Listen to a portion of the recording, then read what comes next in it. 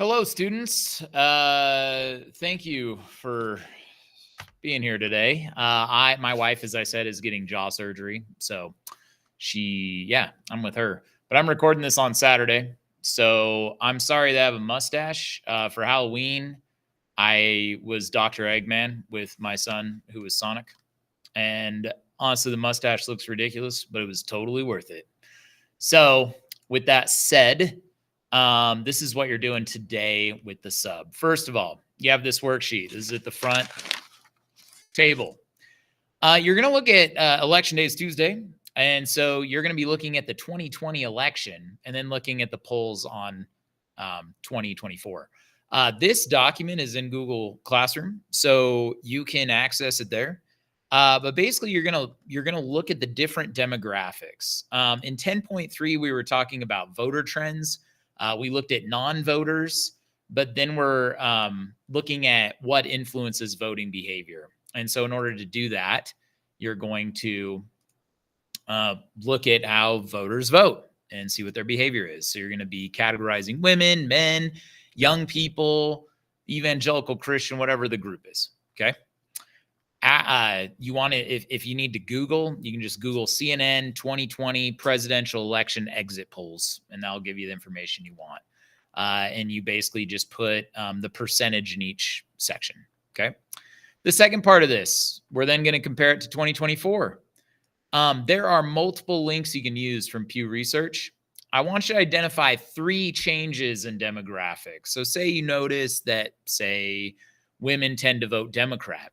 How has that changed according to polls from the Pew Research Center? By the way, the Pew Research Center is one of the most reliable sources of media that we have, according to Ad Fontes.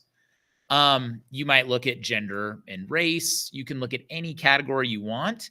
I want you to read through these. You can see that there's a whole list of different categories here, and find what you think are the 3 most significant changes. Type those in here or fill it out as a hard copy. The next part, select one demographic where a party lost voters. What strategies could the presidential candidate use to reach that demographic?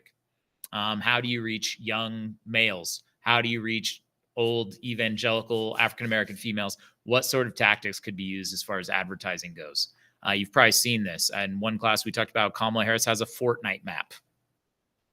Lastly, make a prediction. If your class is Tuesday, 5th period was Monday, but make a prediction who's going to win this election based off this data. And we're going to go over it on Wednesday or Thursday, depending on when your class is. Once you complete that, we're going to shift gears a little bit. We're going to go to 10.5.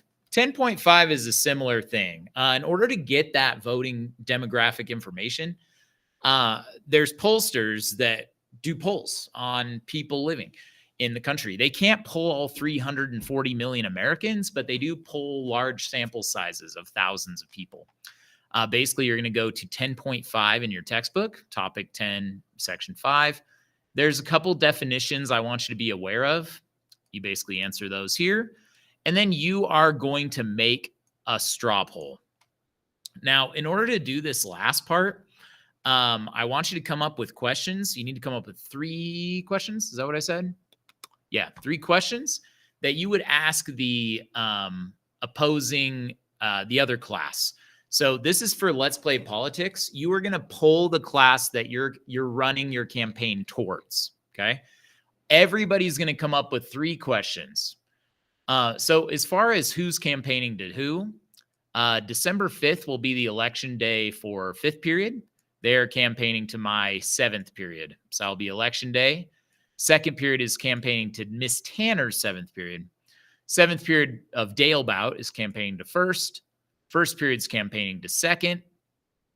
37th. 7th period is of Tanner is campaigning to 3rd period of her class. So that actually is irrelevant to you. 3rd period, Tanner is campaigning to my 4th period.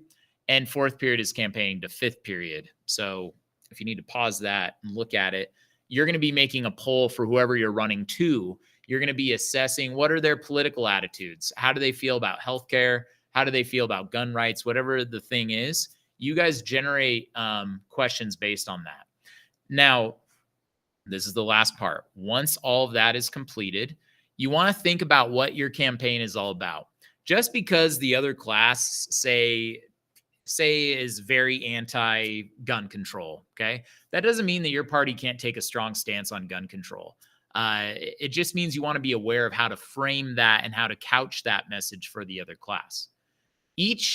So once your poll is done, each one of you is going to write a plank. We're going to be working on this. If you're fifth period, you're working on it on Tuesday. But if your other classes, you can start working on it, or you can start figuring out who's going to write what. So in the Let's Play Politics document, which I gave to you guys, everybody picked a role. Part 2 is create the party platform. The secretary, the main goal of the secretary is to collect a plank, which is a statement on a specific policy from every student in the group.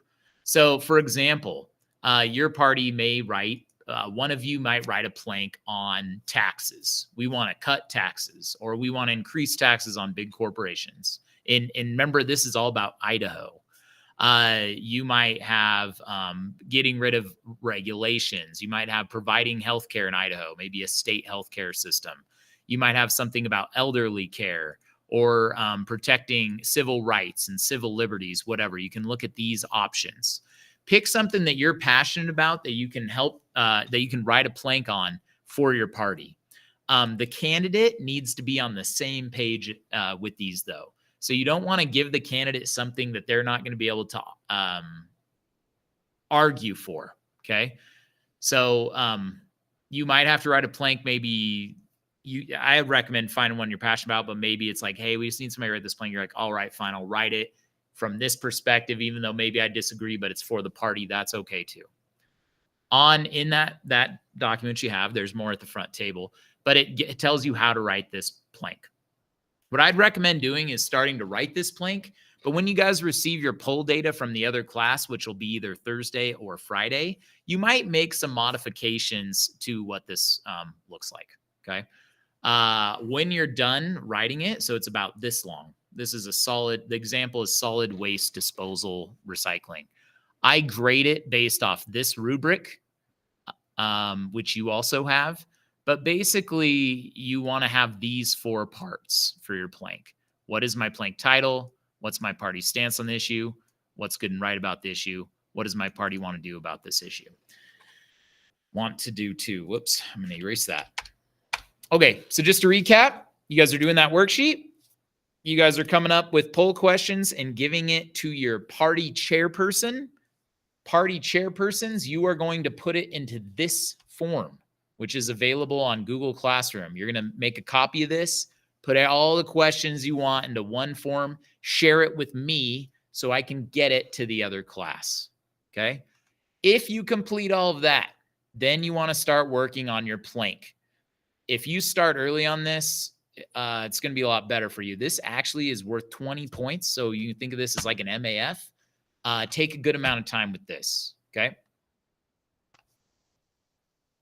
And that's everything.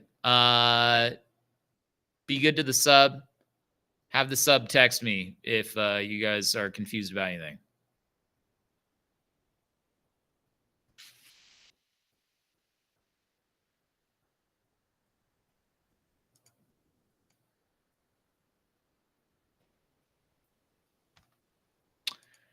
I don't know how to end the, there we go, stop recording.